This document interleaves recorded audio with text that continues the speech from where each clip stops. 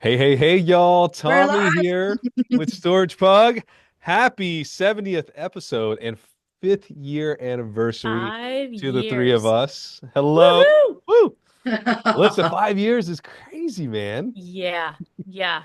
So much has happened, and it's hard to make it all fit when you go back through the timeline of everything that's happened in 5 years. It's hard to make sense of all these changes in such a short amount of time. But Yeah, yeah, it's it's a been a good blast. ride.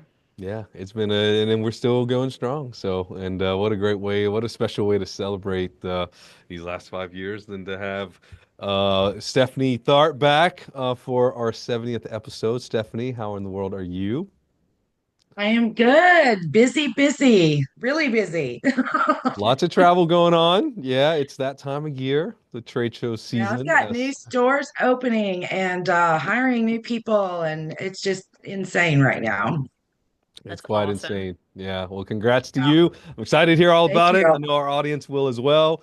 But everyone, if this is your first time, and we know that there are quite a few first timers in this episode, welcome to Gabfocus. My name is Tommy. My co-host is Melissa, and we're on episode 70 today, and we're going to talk about all about owning your local markets. Our one and only Stephanie Tharpe is our expert today. 21 years in the storage business, started at Domino's, and now she owns her own storage consulting and management business. Welcome back to the stage. Thank you. It's so good to be here. But yeah, what a ride, guys. What a ride. Truly. What's your favorite thing about this industry? I, Why did, well, yeah, you found it and then you stayed around for almost 2 decades. What do you love about it? I've made some of the best friends in this industry. Melissa is known as my daughter by several of our industry peers. Yeah. It's first it was the customers, and then as I grew out of that daily on site, it became um, the industry people and who we learn from and every all the connections that we have. So especially at the state level, I think the state level is so important. I love our Tennessee Self Storage Association. Yeah, I'm going to plug us. Love Tennessee, and I'm in the Florida one too, and I love it. And I just joined Alabama, so I'm getting hooked on all these state associations. But I love that, absolutely love it. Yeah. It's really Yeah. special, man. See, I'll call back to, the original Gabfest, which was, 5 years ago this week. And yeah, a big part of that was pulling in all the different state associations. I remember we had a little slide with all the different associations, and there was like Yeah. 20 different associations that were trying to support and be a part of it. And yeah, shout out TNSSA. And yeah, welcome to the Alabama board, Steph. And Yeah, thank you. I just joined there. I just literally like 2 weeks ago joined that association because I have two locations in Alabama now. So have to get y- Now in you the got to get state into association there. Louisiana. Yeah, I need to come yes. over. I need to join Louisiana just because of the people that are in it. Exactly. Exactly. Yes. Well, so for our first timers, Gap Focus is brought to you by our team here at Storage Pug in Knoxville, Tennessee, and Melissa and Josh over at Lighthouse Storage Solutions. This episode looks like this. We're going to go for about an hour. Melissa and I will take turns asking a lot of questions. We have a packed agenda, but in addition to asking questions that we have prepared, we want to ask your questions also. So make sure that you submit your questions to the Q&A tool. There's a little Q&A button somewhere down the bottom. Of course, we love to see a lively comment section, but we can't and may not see every question that you ask in the chat, but we will see every question that you put in the Q&A tool. And as a reminder, if you have to leave because a customer is calling in or someone is, you just have to leave and pick up your kids from school, whatever the situation might be. This episode and every episode is available on the Gap Focus official podcast and our YouTube channel and storagepug.com/resources in case you want to listen to or watch to it later. So, all that said, today's agenda looks like this. We're going to identify what matters to your community. We're going to talk about how you can market like a local, which the good news is most of y'all are locals to your markets. That's one of the cool benefits and advantages that you have over the REITs. And then last but not least, tips for converting folks who are in your market into turning them into tenants. So, Melissa, are we ready? Yes, we're ready. Let's do it. All right. So, like Tommy said, our first topic is identifying what matters in your community. So, how can a local focus help a storage facility actually succeed? What is so important about that? Actually Googled this. Hey, Google is amazing. So I came up with by reaching customers in a specific demographic area, it helps to drive foot traffic and brand recognition in your local market. So that's what Google says. Which is so true. That's the only thing I Googled. I didn't Google anything else.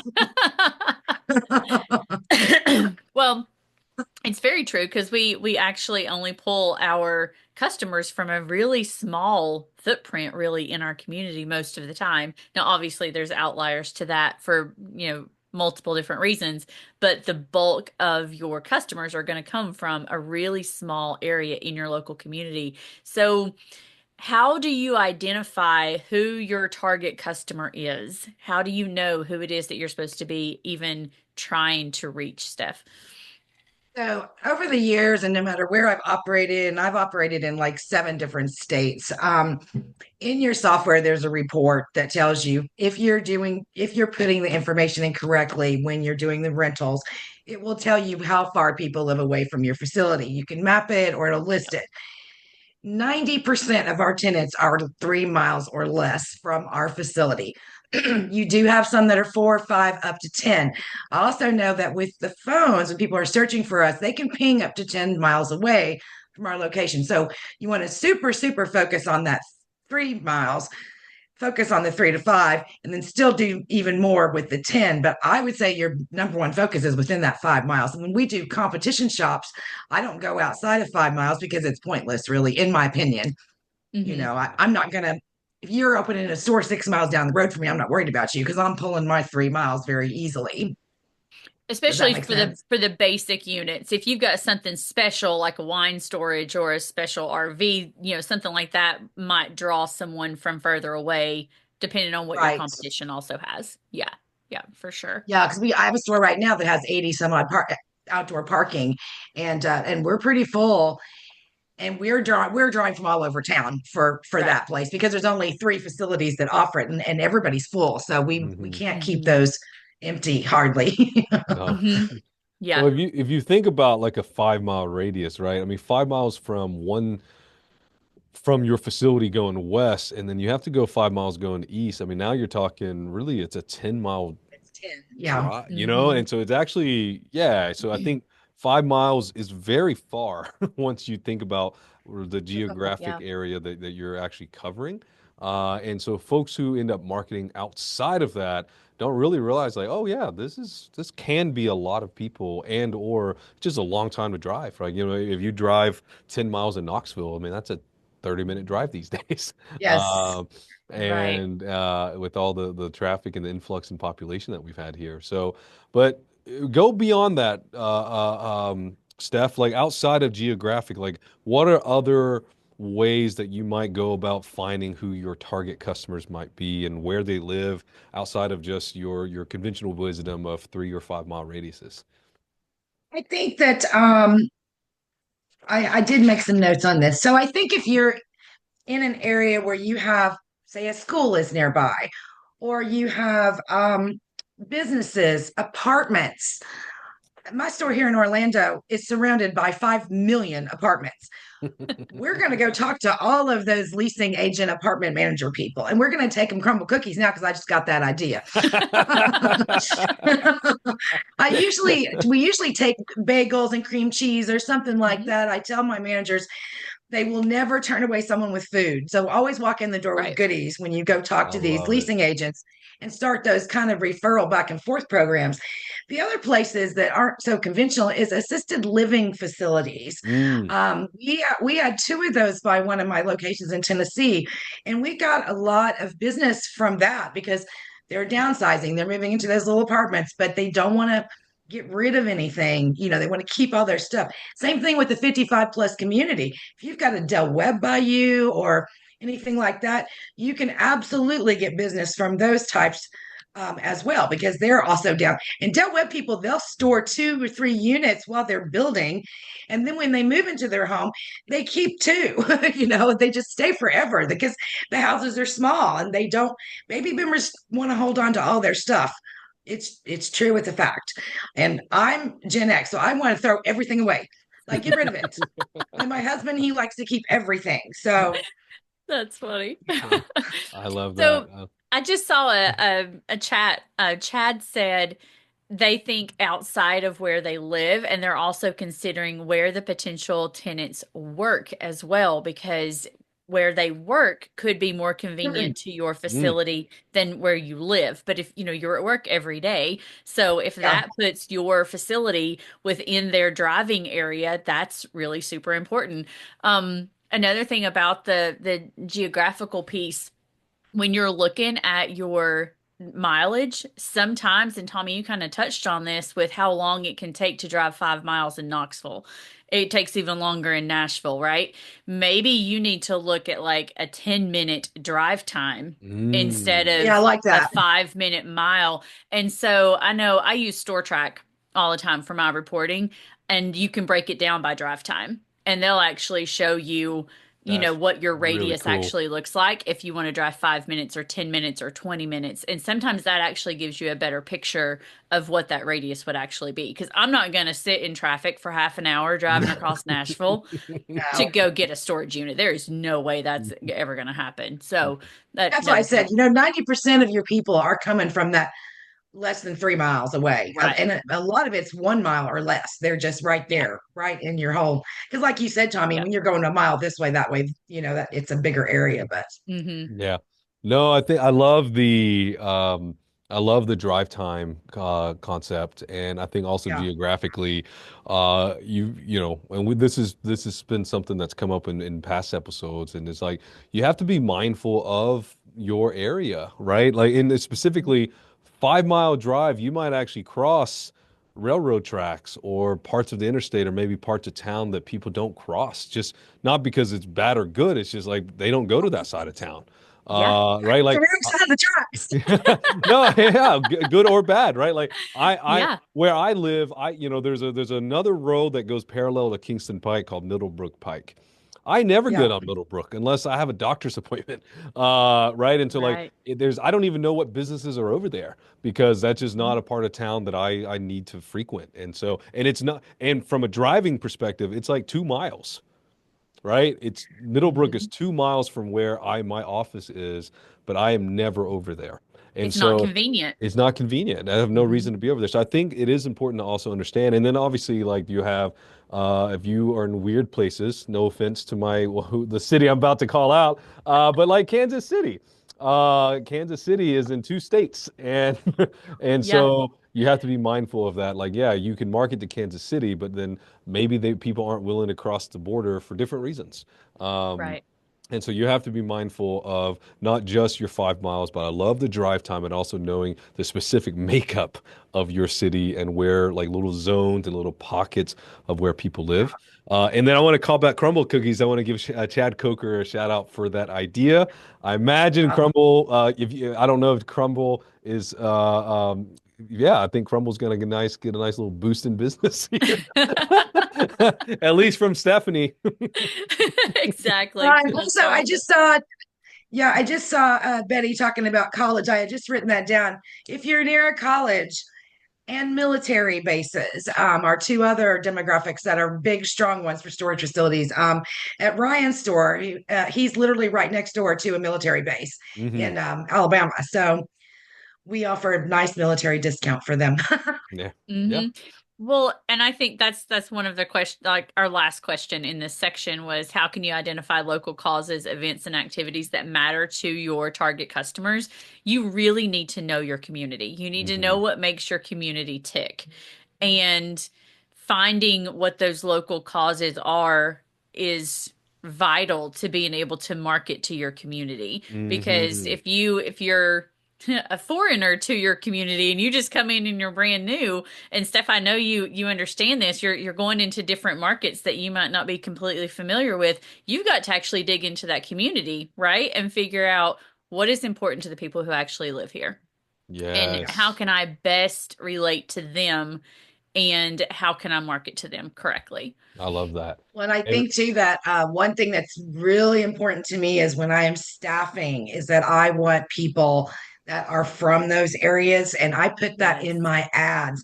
We want someone who knows the local market. We want someone that, I want someone that can say, "Hey, go here and get your nails done," or "Go here and get your hair Yeah. done," or Yeah. these are the best schools," or "This is the church I go to," you know.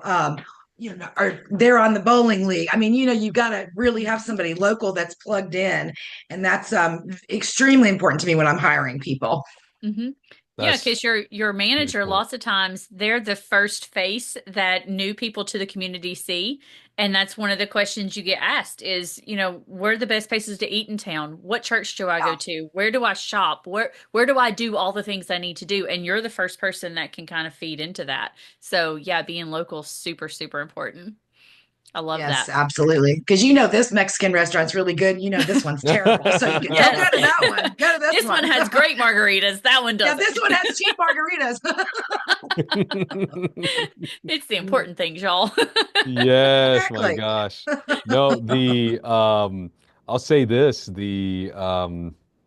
I love the fact that that's something that you put in your job listing when you're seeking your next manager, if someone who's knows and is active in their local area. That's awesome. And I want to call back to Lobby Talk. So Lobby Talk. So Roy and Leilani, they have a new facility opening. They're all about the SaaS.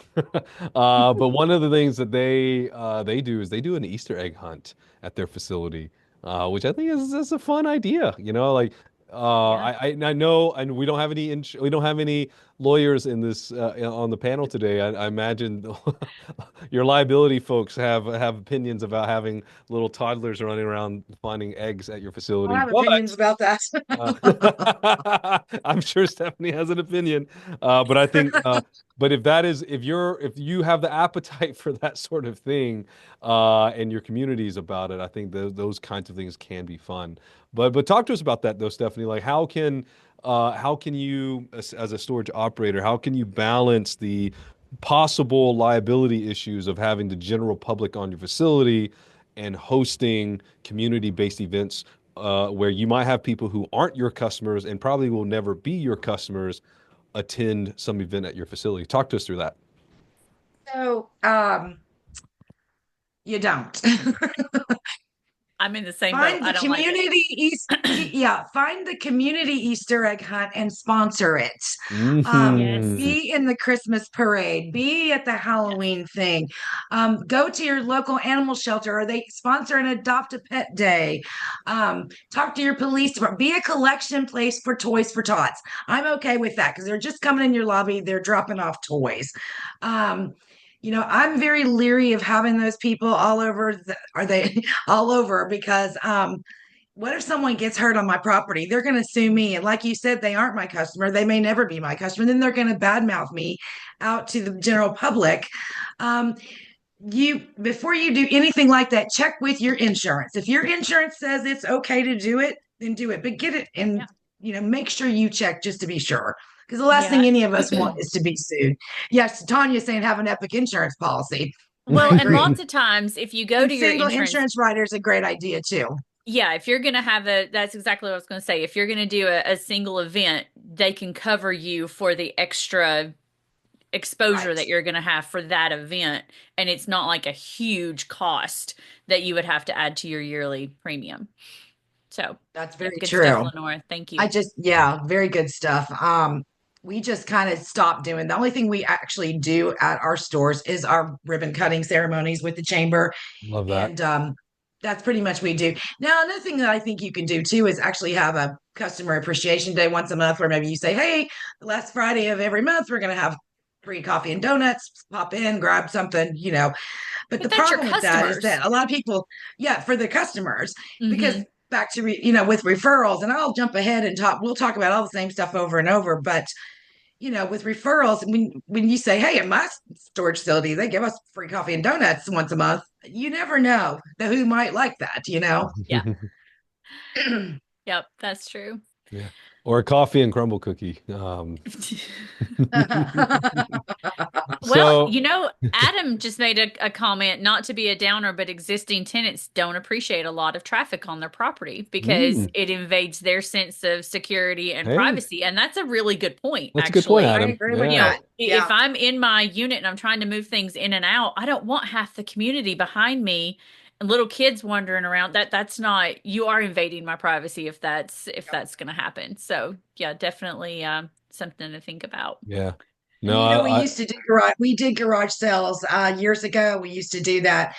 And people said, "Well, won't people move out?" No, they buy each other's crap and then they just move from one unit to the other. But that's another thing I don't do anymore. Just like live auctions. We don't do live auctions anymore either. Everything's online. I just don't want that many people on the property. I don't Yep. want them clogging up my toilets. I don't want them throwing trash on the ground. I don't want my manager watching the property and not renting a unit, because if it's Yeah. yeah. Saturday and you have someone coming in to rent a unit and they're busy Yep. doing this, I think it's a mixed bag. I think you need to do whatever works for you, whatever you're comfortable with, whatever you're insured for. Hmm. Um, it's just, but Yeah. it's also storage. Let's get down to it. We're a storage facility. We rent space. Right. That's all we do. Yeah.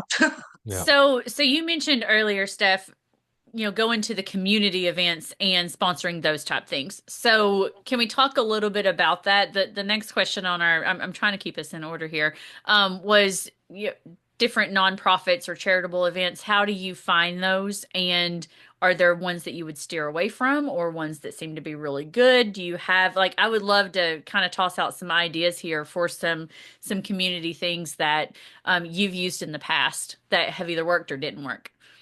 Yeah, and I think I welcome that in the chat. Yeah, local chamber of Hmm. commerce, absolutely. But as far as charity, um, so in my hometown, the most beloved thing is the animal shelter. Mm. So we donated a unit to the animal shelter.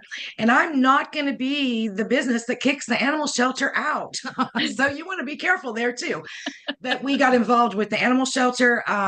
You've got to find out, like right now, the astronaut, Barry, what's his name? Barry, that just got back. He's Yes. from Mount Juliet, Tennessee. Oh Went to wow. high school at Yes. Mount Juliet High. That was so Our cool. town is doing a big thing. They're coming out and they're saying, "Hey, we want to either do a statue or a fountain or a bench, or what do y'all want to do? We're coming to the community." Get involved in stuff like that. Yes. But you really, it's going to be your market. If you're Yep. next to I used to be a trade partner with Del Webb, and we sponsored their stuff constantly because they were really good customers. So it's going to be, you can sponsor apartments. Apartments are doing stuff for their residences all the time. As far as nonprofit, I like what we do as an industry by giving to, like, storage gives or charity storage, or Hmm. storage charity, where we're saying we're going to put that on our websites. We support these causes. We're supporting this, but I'm not necessarily having a fundraiser involved in one, if that makes sense. Hmm. Other than once a year when we do our big thing in Tennessee. Hmm. Um, for these kinds of especially like the charitable events and things like that we're talking about sponsoring, Natalie put in the chat, I just saw it, it's hard to see a return on some of these things. So how do Hmm. you know Hmm. what dollar amount to put on a sponsorship for something that you can't actually relate back to and say, I saw 3 rentals come in from that? How do you budget those things? It's different every single time. You know what I mean? Like, Yeah. giving away a free storage unit to me is not hard to do because it's sitting there anyway, and that's a write-off that I can use on my taxes, but I'm donating that. Like, the police had a free one, the police chief had a free one, and the animal shelter had a free one. This is when I was working the store in my hometown. Hmm. We don't do storage units free now. If there's some kind of, like, say, flooding, okay, we all just went through hurricanes and the flooding. Say there's flooding and some organization contacts us and says, "Hey, can we use your site as a drop off? Can we collect items for Hmm. donation?" Yes, you can for 90 days. I'm not going to give you that. It's going to be a lease and it's going to be 90 days. And then the price goes to whatever the price is. Because Mhm. people will. I had a Girl Scout troop in a storage facility for 5 years. And I said, we're done. And I said, we sent them a termination saying basically your free rent stops on this day. And they got so upset and they said, well, you Yeah. guys aren't being fair. And I said, and I added up, I said, you know what? We've given you this much in free rent over 5 years. I Yeah. think we've been more than generous. Yeah. I love You know, having the end date on that, just like you would any discount or special. It all needs to have some kind of an end date, or else you will forever have a free unit or 5 free units that you've given away over the years. I, Um, that's great it, advice, by the way. Like, write that down. Like, love, obviously love the Girl Scouts, and too. and My daughter was a Girl we Scout. you all know, love their cookies, and right? love the nonprofits and love all the work that they do. But yeah, but I think when you donate something, put an end cap to it. 12 months, 24 months, 5 years Yeah. if you want to be extra generous, right? But letting that be clear from the get-go, and that way it doesn't feel like a rug pull later, and you're just setting boundaries, Yeah. is just really good business practice. And I Uh, think that really says more for like the local sponsorships, doing that where your name can be out in the community as a sponsor of this event. That's actually going to get you more visibility in the community anyway, Yes, because who really knows that you gave a free unit to the Girl Scouts for 5 years? I would say exactly. no one knows that. They know that, No, but they don't care. They just got the free unit. They're not going around advertising, oh yeah, A plus gave me a free storage unit for 5 years. But if your name is every single year at this one event, then and they know that you are a strong supporter every single time, and you've always got your logo mhm. out there, or you have the goodie bags, or you give away the ink pens, or the you have balloons with your logo, something like that. That makes more of an impact on the community and lets them actually see that you are participating and supporting right. a cause. Yeah, and that gets you way That's like more high schools. visibility. Yeah. Yeah, High yep, schools, little league, baseball. Yeah. Those are great places to do exactly that, where you've yep, got hundreds of people coming to those fields or to see that. I love that. yep. And try as you might, you're never going to be able to accurately measure your return on any of the dollars that are spent with grassroots. You're just not. I mean, you can try to get like, where did you hear about us? But hopefully by the time they come to you, they've heard about you 5 times. Yeah. And they've seen you all throughout the community. They saw you at the parade. They saw you at on the local ball field. They've seen you several times so that when they do need storage, you're the natural choice. That's the point of grassroots marketing. And that's why it is really hard to measure that return, but it's definitely got the value there to it. You've just got to make sure that you are spending the dollars in ways that you're actually getting the visibility in the community.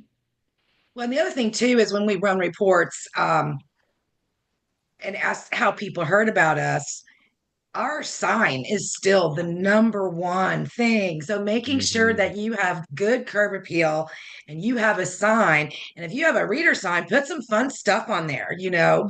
Um, we put 1 year on our sign. Look on the other side, and on the other side we put, "What are you looking at?" I mean, we would do crazy stuff like that, just get people's That's great. attention. Yeah. So if No, you have a sign, have fun. honestly, y'all put in the chat the funniest marquee or signboard sign that you have done or seen. I think that'd be a little fun collection. Yep. But Well, like the one I saw one that said, "We are always open unless we're closed." I mean, there's just funny ones that you can Google this stuff. Yeah. Yep. That's a great content idea, by the way, Garrett and crew. Uh, so how do you going off script a little bit, right? So like you do all of these things, right? How do you market that you're doing these things, right? Or do you market that you're doing these things, right? Does that make sense what I'm asking? Like, sure, you Yes, sponsor the we Girl Scouts or the bingo night or all I love all these ideas I'm seeing in the comment section. You do all of these things, sure, but do you tell anybody that you're doing these things or do people just Right. figure it out as, do they just discover it? so there's two places that we really hit hard with that, and one is our Facebook social media. I do not like to use Facebook for, hey, we've got these on special, or hey, we have temperature control.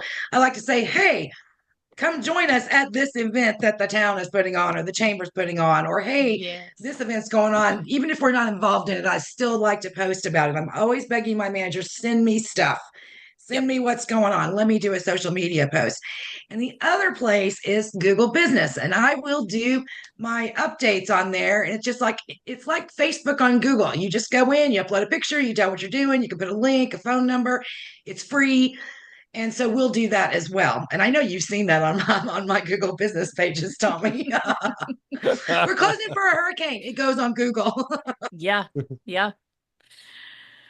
All But right. yeah, I like to do that social media. And then of course we also will have, tell people when they come in the office, or we'll have a sign in the office or on the door, or whatever the case may be. But Hmm. I think social media is big. That's a big, big place to advertise that you're doing that stuff. Yeah. Yeah, I think so too. We have 7 questions. Do we I want Oh to let's wow. tackle some tackle questions. some? Yeah, go ahead. You pick one, I'll pick one. Oh gosh. Okay. Oh my goodness, there's so many. Okay, so we've got a couple that are about parking specifically and how to market parking. So Jennifer says, what type of marketing is recommended for leasing parking spots? I've dropped my opening parking to $15 monthly, but still have parking spots available. So, any ideas? I know you mentioned you have parking at some of your facilities. We go to the boat and RV dealers and take them goodies and say, hey, if you've got somebody in here looking for a place to store, bring them over to us. That's crazy to me. $15. I can't even imagine that. Yeah. What type of marketing is recommended for leasing parking spots? Yeah, that's a I crazy mean, key. I've never had any trouble. They just fill up. I've never had any trouble filling up parking spots. Um, Got to let people know that they're there. Referral program. If you've got people that are there now, have them tell Mhm. their friends. You know, um, there's a lot of HOA. Think about HOAs in these communities that don't allow RV parking in the driveways or outside. So maybe try to get in touch with some of the HOAs and say, hey, we're close to your subdivision. We offer this kind of parking. Could you please let your Mhm. residents know in your newsletter? I could recommend stuff like that. Yeah. Hmm. Jennifer, I know your brand. I know y'all, y'all have a whole bunch of awesome facilities, mostly in the Southeast. I think probably two things that come to mind. And honestly, I'll just piggyback what Stephanie said, right? Make sure people know that you have this service. And Yeah. so, that mostly includes on your website that there's a whole section and potentially multiple sections and even a whole dedicated page that talks about how you help people solve their parking needs. Whether that's boat parking, RV parking, whatever kind of parking that you're helping people with, make sure that you actually talk about it. So that's pretty huge. And it's, and Stephanie said that because a lot of people aren't very good at advertising. Let's forget about marketing for a minute. They're just really bad at talking about what makes them special or even the Yeah. basics of their offering. So that's number one. And then number two is yeah, I think it's important to know, is it just because you have an oversaturation in your market with like a lot of RV parking services, or has everyone who had a boat already found their parking spot? Because that did happen in right after COVID. Everyone bought a boat or an RV, and then everyone who needed parking or storage for those boats and RVs found it by 2023. And so, so it could just be a supply demand problem, and you have supply and there's no demand. I think those are all good questions to go and discover and ask. And you'll call your closest competitors and say, hey, what's up with y'all's parking? Do y'all have, or just drive by? I mean, that's the good thing. That's the one good thing about parking services is you can actually just see if it's empty or not. And so if your competitors are also sitting with empty lots, then that probably just is indicative of a demand problem. But yeah, but the fact that you're doing it for $15 a spot, My uh, mind. I mean, Yeah. that's basically giving it away. So, And you've got great advice there, Tommy, because networking with your competitors is actually a really good thing you can do for your business. Like if you go to a place that has U-Haul trucks and you don't, you can refer truck rentals to them. Let's say you have all temperature controlled and they only have drive ups, they can refer back to you, or you have parking and they don't. You can really network with those employees and managers. As you can see from the chat, love to talk about storage and what they do and how they're different and sharing ideas. I think other managers can be your like best friends in the market. And that, I know we're talking about grassroots marketing, that's part of it too, knowing Hmm. your competition, but also being friendly with your competition. Yeah. Take them goodies. Yes. Yeah. Yeah, Crumble cookie. sure. Hey, so you mentioned in your answer earlier, you mentioned referral program. Talk to us about that. How do you go about starting a referral program? What is that about? Do you recommend one? And then and how do you actually begin one from scratch if you don't currently have one today? So we actually do, we've done them different ways. We've done referral programs where, we'll give you 50% off your rent or $25 off. Back in the day, you could get away with $20. You can't do that anymore. 20 bucks So we doesn't buy kind of, very much anymore. No. yeah, we steered away from that. So we actually do referral programs with businesses. So for instance, if I go to, ABC apartments and talk to those leasing agents with my wonderful cookies that I'm bringing them, I'll say, hey, you send us five and we'll buy lunch for your whole staff. And we do that. And we'll say, okay. So we go into our software and we put came from ABC Apartments or came from Bubba's, restaurant or whatever those programs are in place, and they'll say, you can do a special. Just, I said, it doesn't have to be a big special. They just want to feel special. So you can say, hey, we're going to give you this group of people a free lock. What's a free lock cost you? $6, you know, and that's your special. And then we're going to put in our software that that's how they came to us because they were referred by whoever they were referred by with the businesses. Referrals from tenants, every now and then you might get one that's good. Typically, I want them to be there at least 3 months before I want to pay a rental referral back to a customer. I want to make sure they're not going to be late every single month. So it's complicated. And so we just really haven't really focused on that at all because we went another direction with it. Yeah, Right. no, that's fair. Yeah, you don't necessarily reward someone for sending you a chore. Exactly. Yeah, I'm the No, landlord. I kicked them out and I'm going to put their stuff in here and pay for it for a month. No, no, you're not. You're not doing that. That's funny. no, that's fair. That's a I fair refer point. them to you. Yeah, and I think that's also reasonable, right? Like, yeah, someone who stays with us for 90 days or more, boom, here's your $100 gift card or $50, whatever, however I rich you like the want to gift do it. cards too. You Um, just got to but make sure that you have a way to track those gift cards. Um, that would be where I would want those like ordered on Amazon to be mailed directly to that tenant so we can track the spending and so mm, nobody's putting gift cards in their pocket that they bought with petty cash. I'm sorry, that's how I think. no, no, I've just dealt with a lot of employee theft over the years and so that's how I think. Hmm. And I'm not saying anybody's would do that, but I'm just very cautious and I would rather know exact. That's why we do online auctions.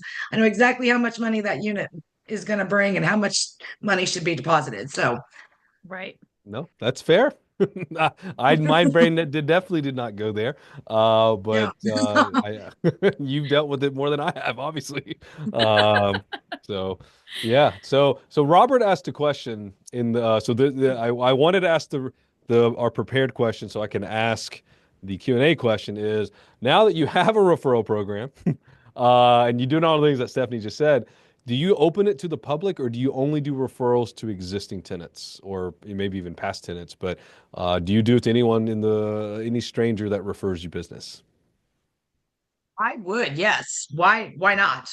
You know, Hmm. Believe it or not, you can get more referrals from people that aren't your customer than you do from people that are your customers. And Hmm. so I would open it up, if you I don't know how you could advertise it on your now you could do that on social media, I think. Say, Hmm. hey, and you send us a business if they write your name down, Yeah. Yeah. give us, I don't know, No, you I know. like I, that. I am more in that camp. Like your referral Yeah, program, like I'll take a referral from anybody. So that, yes. even if I'm not a customer, but I like that product and I've used it before, maybe in the past, or I know the owners, or I would tap into that and say, oh yeah, I'll recommend them. So I think in your grassroots efforts, every person you talk to should know about your referral program. Hmm. I think Chad mentioned earlier in the chat, that they put their referral on the bottom of their bill and on their bill payment page. I don't That's read my really bill. I don't when No. I get any bill in the mail. I'm like, oh, that's Verizon trash. Like I don't read the bill to see like all the different notes on it. And your customers aren't reading it either, but it should be in your social media. It should be, anytime you have a conversation with the tenant, don't forget about our referral program. We pay for Well, your referrals. Your opinion matters. And because man, that goes back to something we've talked about before, Tommy. Make sure you're always offering that 5-star service so that you're never Yeah. afraid for anyone to refer business, right? Because you're giving the service that is actually, owed a referral from somebody, right? So, and in that way, you can open that referral up to anybody in the community all the time and get, I'd rather pay for a referral than pay Google extra money for ads or Mm. Sparefoot money for sending me a referral. I would rather put that, 50 or 100 bucks in someone's pocket and say, thank you for actually referring me a real person. Love that. well, and I also think too, like back in the day, we used to do a new rental email to everyone that rented. As soon as they'd leave our office, I had it canned ready to go, and it said earn free rent. But you could even maybe send a text out, earn free rent. That's going to get Hmm. everyone's attention. And you Yeah. say, earn free rent. They're going to open that to see what you're talking about. You know, so, and that's something you can do on your social pages if you want to market to Hmm. your existing customers. That you're doing that. Hmm. I think that Hmm. would work better. I love, and then, and that's I don't want to jump ahead or around or whatever, but reviews, guys, come on, that's your number one thing. Yep. And your referrals, you know what your referrals are? They're your 2,200 reviews on your Google business page Hmm. because I'm going online and that's what I'm reading. Those are my friends, and I'm going to see what they say and I'm going to sort them by newest and then I'm going to sort them by lowest. And I Yep. can, when you read reviews constantly and you deal with reviews, the ones that are BS. Sorry, I don't have a better word for it, but I want to see what people are saying. And Hmm. you got awesome sauce, earn free rent. Sorry, I'm trying to read chat and talk, and Yeah. it's I also know, fun. me too. Well, It's distracting. the earn free rent, I think, is money. I think that's Yeah. just so straightforward. And then a couple comments before the Jenny, in Hawaii, she has a huge program with students.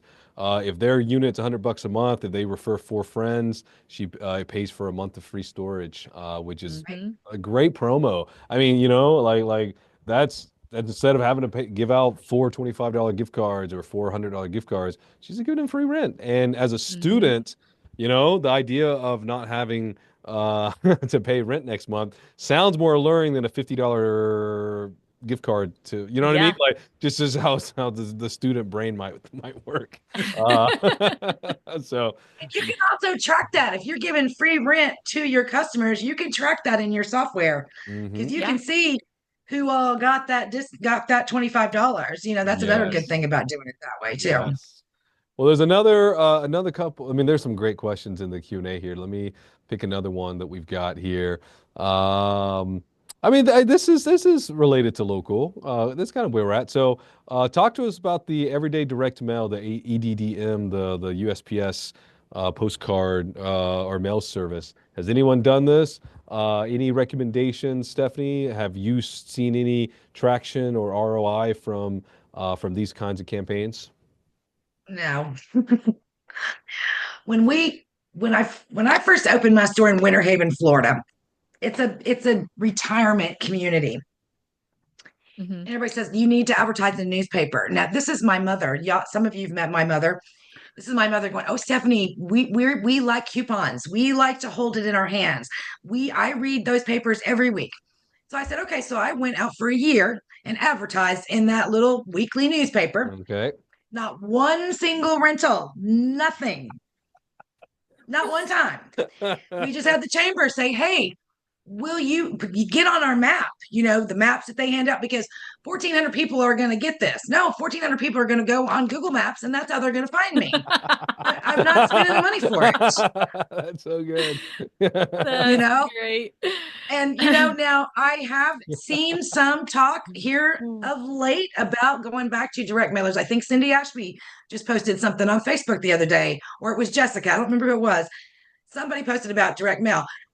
If you want to try it.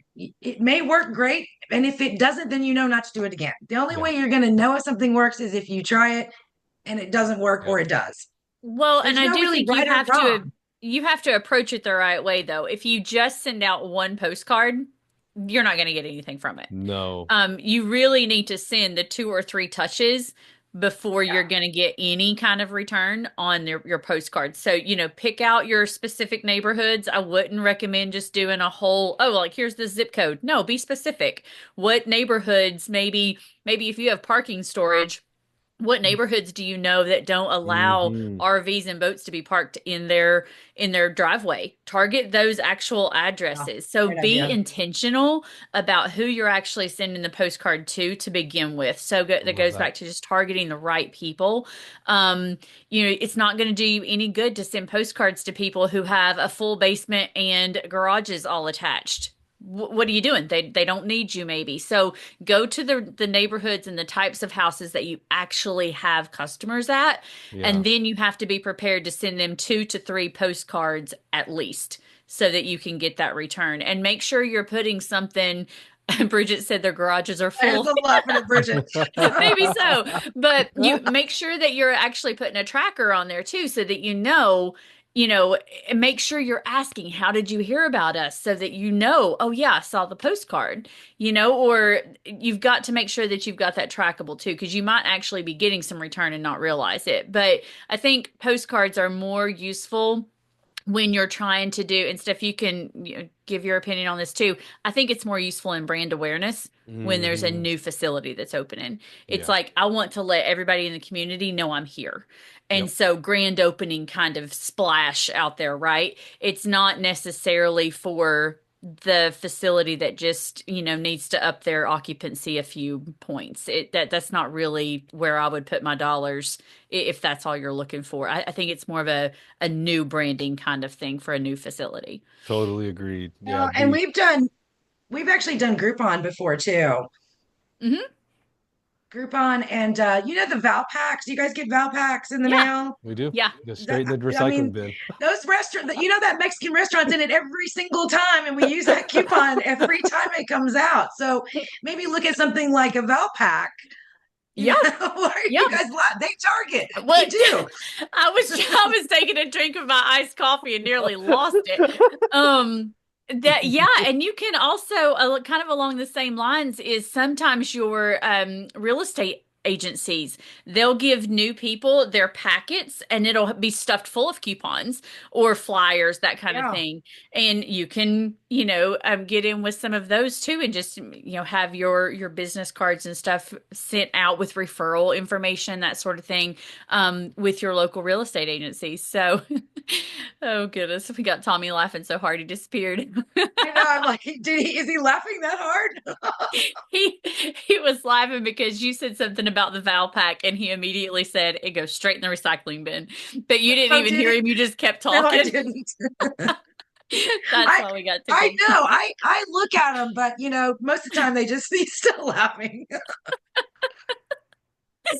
Well, Oh that's gosh. kind of how I feel about sending postcards too, Tommy. When I get those, they go straight in the trash when I get them in the mail. You got to think about you as a consumer. What do I like? Do I want to be bombarded from coupons? Is that going to make me come to your business? Is a Right. referral program going to make me come to your business? Is if you're supporting this charity, is that going to impress me enough to come to your business? Yeah. What's going to impress me is your customer service and how your employees are, and did you answer the phone, and were you available if I had a problem, or are you Yes. available if I have questions? Yep. That to And me is how I am as a consumer. and for the love, if you waste all this money on all your grassroots and any marketing, Hmm. and then they pick up the phone or they come in the office and you don't have good staff, you've wasted all your time and all your effort and all your money. So, Yeah. somebody mentioned earlier, I think it's in the Q&A about needing great staff Oh, in yeah, order to that was really Oh, own David. the I didn't market. see Yeah, that. David said Yes. that. So that is where it begins and ends right there. Yes. Because Steph, all the things, yeah, talk to us about that. How can you how yeah, to Melissa's point, right? You spend all this money sending all these Val packs and all these crumble cookies, all these things to get people to finally call you or show up at your door or find you on Google. Um, how do you ensure that you have the best staff to convert those leads? So like, what are some sources to find excellent managers? So that was David's question, which is a great question. And Stephanie, you've hired one or two people in your And day fired. and fired. So how do you go, do you have a secret source for finding really good people? No, I do not. I've hired all different types of folks, but when I'm training people, and I can usually tell in the interview right away if they're going to work. Like Ryan, I fell in love with him. He was the first one I interviewed, and I hired him. I mean, I didn't hire him that day, but I went through all the rest, and he was just my favorite. So don't tell him I said, "Oh, there he is." But anyway, when I'm training, the first thing I tell my managers is you need to realize that we are here to provide a service. 90% of the people that come to us is because they're going through something major in their life. They're yes. moving, stressful. Somebody has died, stressful, heartbreak. Somebody's getting a divorce. The D's in storage. We always talk about that. So that is one of the first things. And my manager will say to me, I never thought about that. I didn't realize that. And another question I'll ask in interviews, have you stored before? Have you been a tenant? Yes. Right. What did you like? What did you not like? How familiar are you with it? Some people, well, I didn't really think about it. And so you have to deal with different personalities. And I tell my managers, I take a lot off their plates. We, I want them to rent units and I want them to answer the phone and I want them to give a really good customer experience. Hmm. They're not making phone calls for late notices. We use late to lean for all that. That's They're awesome. not, Yep. they're not mowing the grass and they're not pulling weeds and they're not spraying pest control. They are answering the phones and taking care of customers, doing the marketing. That's what I want them to do. So you just have to, it's how you train and where you put your focus on the training, in my opinion. I have some amazing staff members. Um, I've had 6 managers under my stewardship get manager of the year at state associations, 6 in Tennessee and 1 in Hmm. Florida. So my guy in Florida was last year's. Um, you know, you have to pay them well. You have to treat them well.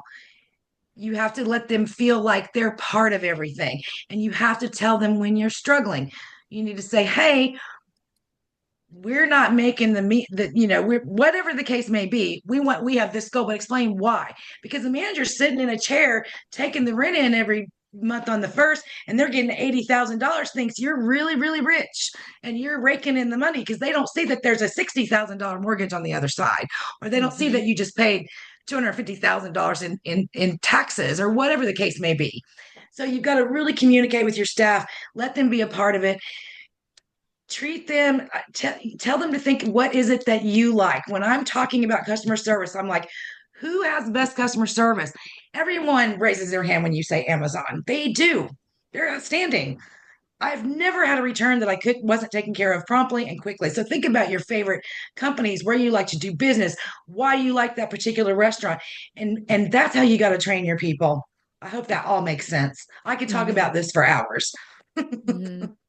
Well, and okay, I just have to reference the chat that's going on This right is a now. good chat right Michael here. mentioned we have a lot of managers that put the customer over the company if we aren't watching them like hawks. How do you instill in them the idea that they are still there to make money, not friends with the customers? And of course, I have an there's answer for several that. well, and there's several comments about how you want to be compassionate. You want to, lots of people make friends with their customers. I know I still have people that text me randomly and ask me, how I'm doing because, 10 years ago I was their manager at a storage facility. So definitely the friendship thing is there, but there's education and training that needs to be done on the manager level so that they have a better understanding of what that value of the rental actually is. So Steph, Oh, of can you course. say some about that? Well, I basically just, do the length of stay times the rent. And that's what the value of the rental is.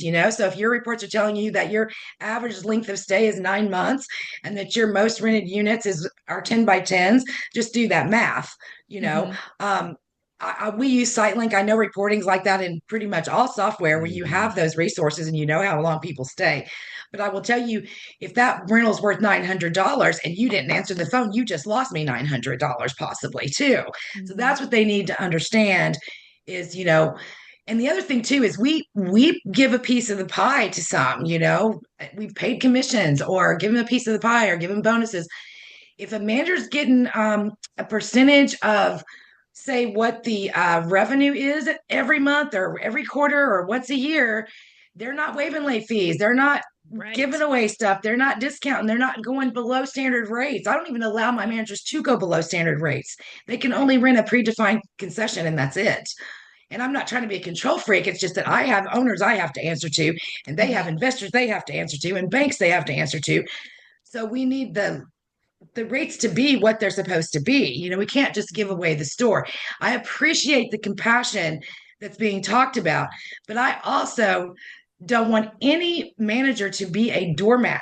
And if a customer is a problem, like if they start threatening to leave you a bad review, or they're mad, or they want you to always bend the rules or waive late fees, send them to me. I'll take care of them real quick. I will always back my managers. Yeah. And you can be nice, but you still have a job to do. And we are not a nonprofit organization. I've said that for years. So yeah, Hmm. you got to have a good mix. And it is what it is. No. Yeah. And you mentioned incentives. Make sure you're incentivizing the right thing Hmm. that's going to Right. actually make your manager focus on the end result that you're actually looking for, Great which, advice. Steph Exactly. said is, it's the revenue. So, Always. yeah. It's probably not necessarily the number of rentals you get in a month, although those things are important. That's not the end number that you want to be at a certain spot. You want your revenue at a certain spot. So make sure you're actually incentivizing on that piece. So, Another thing too, when they're talking about compassion, I tell my managers, blame me. hmm. I'm so sorry, but my corporate office will not allow me to do that. I don't have the Yes. authority to do that. I can't do Yeah. Yep. that. I can Yep. check on it. Yeah, be firm, fair, and consistent. Exactly. Because in 20 Yep. years, I've seen a lot of people, I've had people take advantage. The ones you bend over backwards for will sometimes be the worst ones and come back. Um, I just Hmm. read on social media today. I don't know how many of y'all are in the self storage group that we're in, the self storage managers group. Hmm. And they talked about the lady that hit the bollard and broke the door, and they had it on video, and she completely denied it ever happened. And I'm like, are you Yeah. kidding me? And It's she's on going to get a video. lawyer. Yeah. Yeah. Yep. Kind of Like, hard to deny okay. that one. Kind of hard. Yep. Yeah. Oh gosh. Well, I have one more question to ask, and then unless if we have a bunch of Q&A, we can ask one or two of those too before we let everyone loose. But one question I have is like, you do all this local marketing. What are you doing online? I mean, you mentioned your Google business, but like talk to us maybe like your website. Like how are you localizing or showing your local market that you are there in where in their community and where they live, where they work, where they go to school. How can you make sure that your website communicates all of those things? So I have this awesome company that does my website. Don't say who they are. I'm not. It's the content on your website. Like That was like great. I have a store here that's 3.5 miles from Legoland. That's in our description on our website. And Mwah. if I'm close to a Starbucks or a McDonald's, here in it's Disney World and Universal are both on my website that we're close to them. Um, what else was your question, Tommy? Yeah, yeah. No, how That's how all can you communicate to your community that you're in their local market?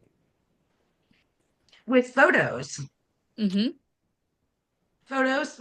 You're putting me on the spot now. I got to think about this. No, you're crushing Um, it. You mentioned Yeah. Disney, Lego, your content, your photo. I mean, what better tells, like where you're located than that you're in your back, you're in this person's backyard than like Mhm. photos and videos, right? Of where your facility is. Um, Mhm. My no, that's facility that we actually were, we did a whole page for the military base that was in that town, serving, proudly serving this military base. And they had, I called you guys and said, hey, I need a whole page just for this, you know. Mhm. And this is all great things that should also be on your Google business profile too, because yes. lots of Yes. times the customer sees that before they see your website actually.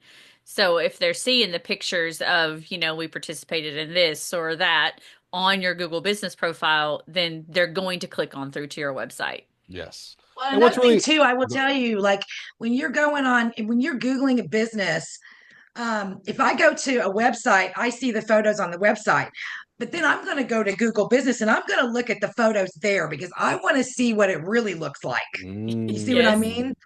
Yep. Yeah. yes. And sometimes it looks a whole lot different on Google Business than those really nice pictures on the website. So make sure Mhm. that your pictures are good everywhere. You don't want to be Yes. catfishing your your No. storage customers. Don't use too many filters, people. All right, Miss Steph, question of the week. What's your Uh-oh. number one tip for marketing locally? I know we talked about so many things and so many grab bag options, right? But what's one thing, what's one major takeaway that the folks can go home and start doing tomorrow morning? My number one tip is to join your Chamber of Commerce. That is the first thing we do at facilities. Number one, it gets you in with the business, the local leaders. They will typically do a free ribbon cutting, and you get all the folks at your store. They advertise that. We just joined the Enterprise Chamber. They've already mentioned us on their social pages 4 times. They've shared. We've got units on sale. They shared that. So, that to me, you get a lot of business. Go into the local business because business people in small towns especially support other businesses that are in their chamber. They're very loyal to each other, and so that's where I would start, and then get out, learn your community, and see where you need to focus, what's most important to your community. It's going to be different for everybody, I if love that that. makes sense. No, so makes sense to me. I really love that. I think maybe I'm gonna. I just saw this and Taylor Doss. Thank you for asking it. And so I'm gonna ask it before we do the wrap up because I think it's a really good question. Um, so as a manager, I have an issue with our website because I do all the marketing for my property and I advertise the website, right? So like, we talk about marketing and doing all these local things, getting people to find you, right? So Taylor does a good job of that. However, the website has discounts on rentals. When customers rent from the website, of course, the pricing is better because that's part of Mhm. the website's job. Hmm. And so it removes the manager out of the decision-making process. So how can I help keep my customers at street rate when our website rents them at lower rates? Well, so you should have a web rate and a standard rate, and your web rate discount should expire. It needs to be an introductory rate only, that's only for 1 month or 2 months or whatever the case may be. So, like, if we're offering the first month for $25, my website says $25. But when they renew next month, that goes up to $125 or whatever the case may be. Just make sure those are discounting. And then you want to use that on your websites to get people in because so many people I think we're up to 64% of our rentals are coming from the website. And so they're renting on the website and you want to get them with those introductory prices. And I promise you that every REIT in this country is doing this. They're all doing it. Some of them Hmm. are getting really slick and doing weekly rates on their websites. You get, and so you'll see 13, 14, $15, but it's for a week and you got to read the fine print. But, make sure that they get that introductory price. But then when they renew, because everybody says, I'm only going to store for 1 month. How long do you plan to store? 1 month? Okay, I'll see you next year when you're still here. Yeah, So just making exactly. sure that web rate, once they rent, that needs to expire. You can set that to expire in 90 days or 60 days or 30 days. That's up to you and however long. Why discounting? Once they're in there, they're not going to turn around in a month and pack up all their stuff and leave. And if they do, see you later. I Hmm. mean, if that's all that's important to them, I don't necessarily want them as a customer. No, there you go. So yeah, so hopefully that's helpful, Taylor, is to make sure that whatever your discount is set up as, that it's an expiring discount and that that's not the promised rate for this customer for the next 9 or 12 months. That this Right. is an intro rate and it could go away and it Oh yeah. should go away. And that allows you over time, on average, to be a lot closer to your street rate or your standard rate that you're trying to achieve through economic occupancy. So but I Yeah. saw that question. I wanted to ask it, so thank you. But great advice, Stephanie. Thank you so Yeah, much. that's a good point for all of those introductory prices. You hear Jeff and Scott talk about this a lot at all the different shows. Make sure you're actually communicating that this Yes. discount is not the going rate for this particular unit. There's been some legislation crop up in various Hmm. states where they're trying to do some rate control, which we definitely don't want. But No. that's the reason, because some of the larger organizations are saying, "Oh, a 10 by 10 is renting for $25 a month." We all know that's not true. Um, but you've got to make sure that you put this is an introductory rate, or this is only good for 1 or 2 months, or it needs to have that ending date on it very clearly marked when they make the rental, so that Hmm. there's no question.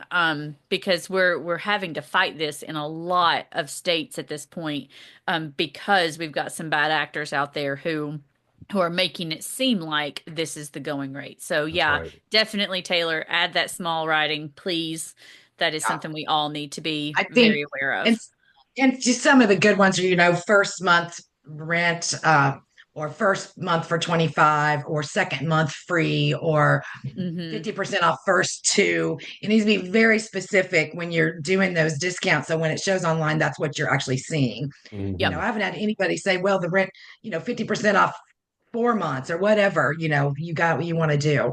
But it definitely and then in our rental agreements, it actually prints it in there. This is your rate and this is Hmm. what it will be after This is this what it will discount be. special expires. Right. Right. Right. Yep. Yep. So there you are, Taylor. Thank you for asking that question. So, Steph, Question. how can people find you if they have more questions or want to learn about what you do? Well, I'm looking and my email's not on there. You got to just say My email, huh? it. Where's Just my email, Tommy? just say it. Oh, I can type it in the chat. I'll do Yeah. that. Oh yeah, yeah. So it just Stephanie's email is super easy. So I'll put it in the chat for you. It's really long. It is long, but it's easy once you see it. There you go. Boom. Oh, you did it a lot Yeah. faster than me. I Thank got you. you. That's how you So get a hold of me. so what do you do, by the way, in case the audience may not know? Like, what do you do on a day-to-day basis? You mentioned a lot of different things here. You've got so much experience. What is your main thing? So I currently am a limited partner in 5 facilities. Um, and I currently manage other facilities in 3 different states for other owners. So I am a boutique third party management company. I only work with small operators, not size of the facility small, but individuals or partners. I don't work with big investment groups, but so an owner will call me, they hire me, and we come in and do all the operations. We do the hiring, we do the payroll, we do the bookkeeping, we do everything. We set up your pest control, and even, you basically just get your money every month and that's it. We do some reporting to you and we call you if we need more money, and that's about it. You don't have to worry about any of it. And I've got one store that's expanding. They're doubling in size that we've had for 5 years. I'm very proud of that. It's done over $1 million just in rent income in the last 3 years. For the last 3 years, it's produced over 1 million. So Wow. that's, yeah, I want all my stores producing that. I've got another one that's been open a couple years and it's producing right around 85,000 a month. They did 3/4 of 1 million in 2024 because I believe that with grassroots and the way we do business is the best. I don't want to, with all these remote facilities out there and no one in the offices, and I like us to stand out and be special that way. And that's how I compete. And that's the people I like to work with. Hmm. And There we so, yeah, go. but I've sat behind the chair. I've done it all. And, started a long time ago, just like Melissa. We've both kind of grown our way through this whole industry, starting at the bottom. Yep. Y'all are awesome. Well, thank you for being here. Thanks for spending your time with us and sharing your knowledge. And yeah, people email her if you It have was more my questions. pleasure. But yeah, so this episode and all episodes available on the official Gap Focus Self Storage podcast, wherever you get your podcasts. All past session videos are also available on storagepug.com/resources. And join the Facebook Gap Focus fans group if you're not already. Lots of fun, lively conversation happening there. And so up next, April 17th, the week before ISS, what the best managers do that others do not. This will be a fantastic one. This one will be geared towards managers who are awesome and managers who really do a great, fantastic job, and maybe the ones who go above and beyond. And so this will be a lot of fun lessons from this session here. So yeah, but thank you everybody. Melissa, as always. This has been great. Yep. I mean, we had 250 something people on this Wow. show today. Yeah. Yeah.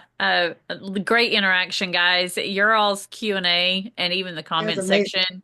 It really helps keep this a lively conversation, which Tommy and I love and thrive on. So thank you for your participation. That's much better than you guys just sitting here listening to us drone on for an hour. Yes. So thank you. And Yeah. thank you, Steph. Always great to join you. Thank you guys. See you soon. Happy first day of spring. Happy Sounds good. spring. See y'all. Bye, See y'all. y'all. Bye.